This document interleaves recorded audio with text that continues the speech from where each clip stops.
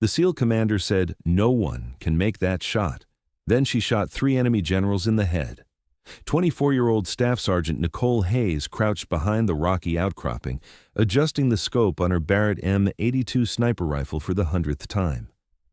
Her jet-black hair was pulled back in a tight bun beneath her ghillie suit hood, and her emerald-green eyes remained fixed on the target area 2,200 yards away through the high-powered optics. To the SEAL team positioned around her, she looked like just another Army sniper providing overwatch support. What they didn't know was that Staff Sergeant Nicole Hayes was about to attempt the most impossible shot in modern military history. But Staff Sergeant Nicole Hayes was far from ordinary. For 5 years, she had been the Army's most closely guarded secret, a sniper whose accuracy defied physics and whose kill record was classified at levels that didn't officially exist. Her call sign Shadow had been earned after she eliminated 23 high-value targets in a single deployment without ever being detected. Marine Scout snipers called her Legend. Army Rangers spoke of her in whispers, and even Delta Force operators showed respect when her name came up. But today, she was working with Navy SEALs who had no idea they were in the presence of the military's most lethal precision shooter. Nicole's background was as unique as her shooting ability. Born to a family of engineers in Boston, she had inherited an almost supernatural understanding of mathematics and physics. Her father, Dr. William Hayes, was a ballistics engineer who worked on advanced weapon systems, while her mother, Professor Catherine Hayes, taught applied physics at MIT. Nicole had grown up calculating trajectories and understanding the complex mathematics that governed projectile motion. This morning's mission should have been straightforward reconnaissance. Intelligence had identified a high-level meeting of enemy commanders taking place in a fortified compound deep in hostile territory. The mission parameters were simple: observe and report. The target building sat on a ridge nearly 2,200 yards from the closest concealed position, well beyond the effective range of standard sniper engagement.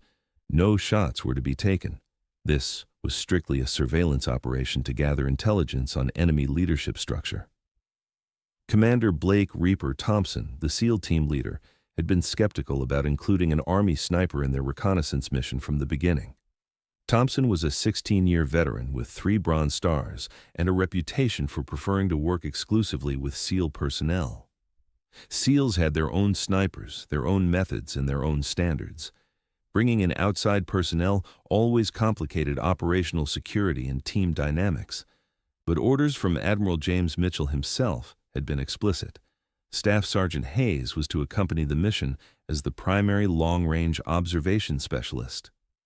Her personnel file, what little Thompson had been allowed to see, showed standard Army sniper qualifications and routine deployments.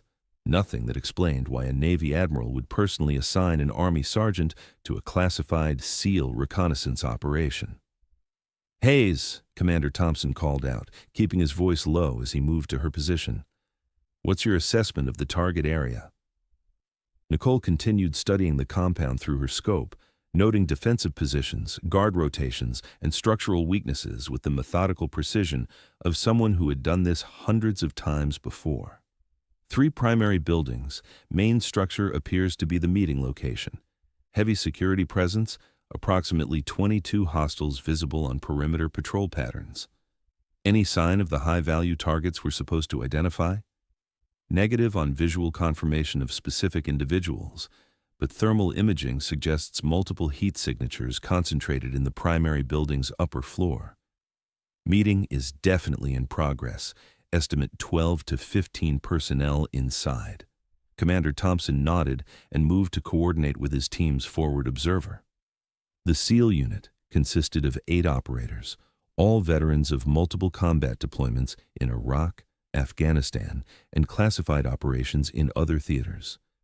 They had been observing the compound for 3 hours, documenting personnel movements, communication patterns, and security protocols. Thompson's expression shifted immediately from routine surveillance mode to high-stakes tactical assessment. 3 enemy generals represented targets of enormous strategic value. Their simultaneous elimination could cripple enemy command structure, disrupt coordination between multiple terrorist cells, and potentially end organized resistance throughout the entire region. "What's JSOC's directive?" Thompson asked, knowing that the answer would fundamentally change their mission parameters. "They're requesting immediate assessment of elimination possibilities. If we can take them out simultaneously, we have full authorization to proceed. Priority Alpha clearance, sir." Thompson looked through his high-powered binoculars at the distant compound, calculating distances and angles with the tactical expertise of 16 years in special operations. 2,200 yards was far beyond the effective range of any weapon system in their standard loadout.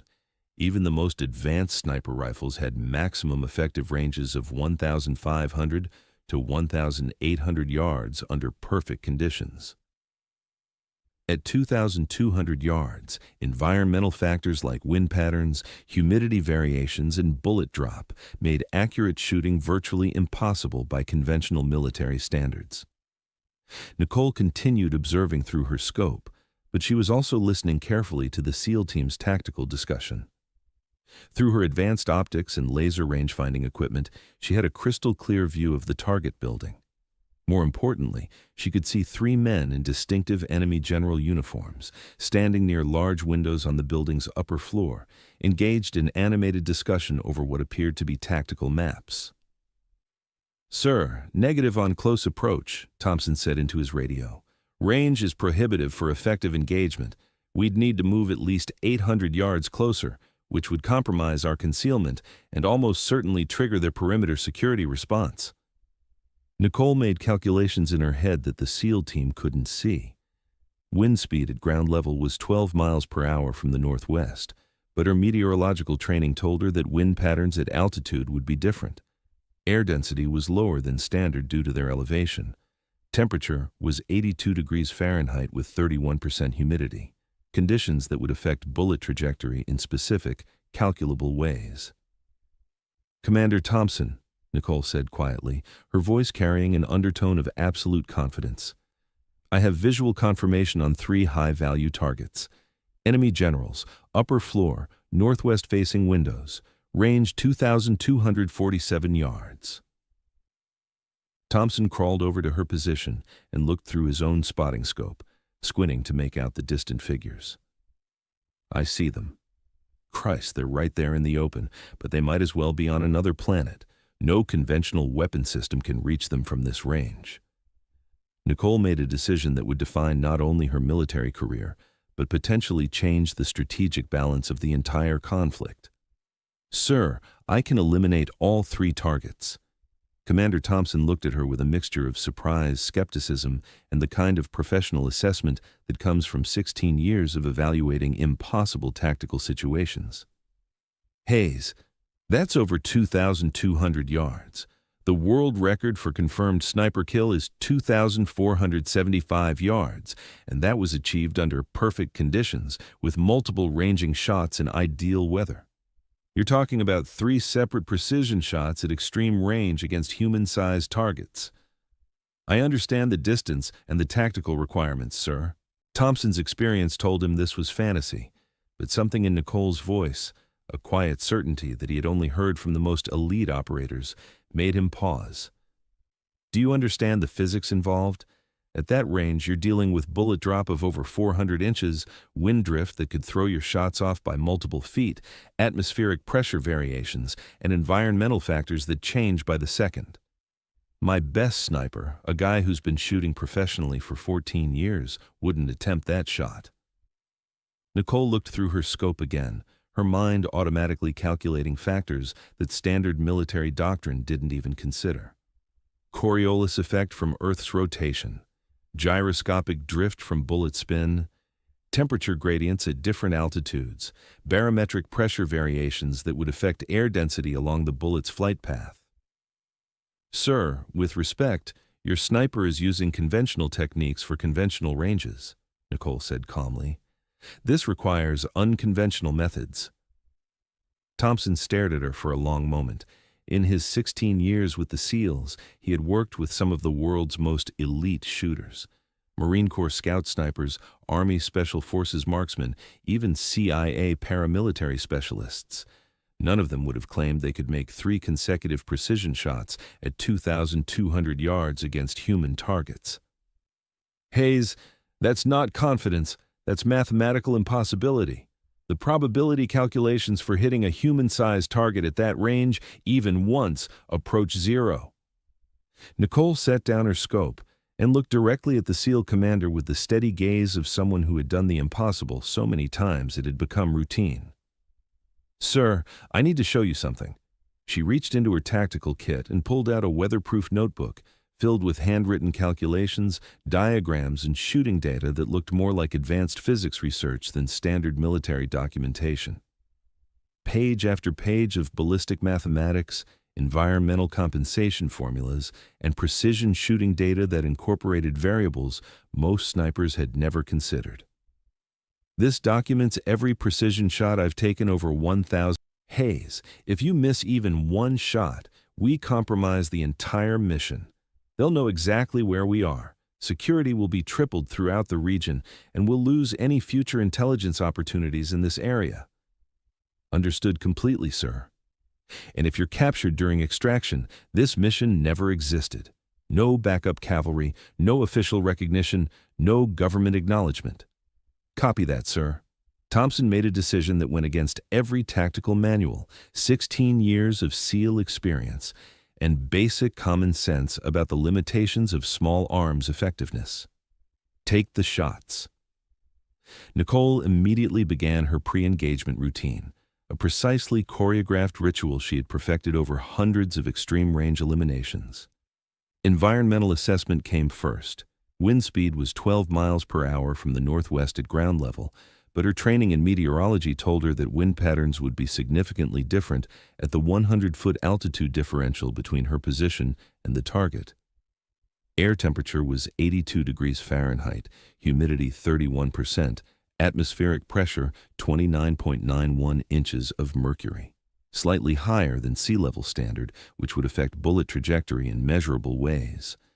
She made microscopic adjustments to her scope's elevation and windage turrets, incorporating calculations that accounted for the Coriolis effect at extreme range.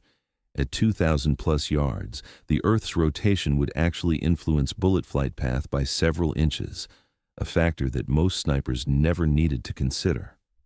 Through her scope, Nicole could see all 3 targets with crystal clarity. General Rashid al-Mansouri, the enemy's strategic operations commander and architect of multiple terrorist attacks against coalition forces. General Omar Khalil, head of logistics and supply operations, whose elimination would cripple enemy material support. General Faisal al-Zarani, the intelligence chief whose death would blind enemy communication networks and coordination capabilities. All 3 men were standing near the windows, engaged in animated discussion over what appeared to be battle plans spread across a large table.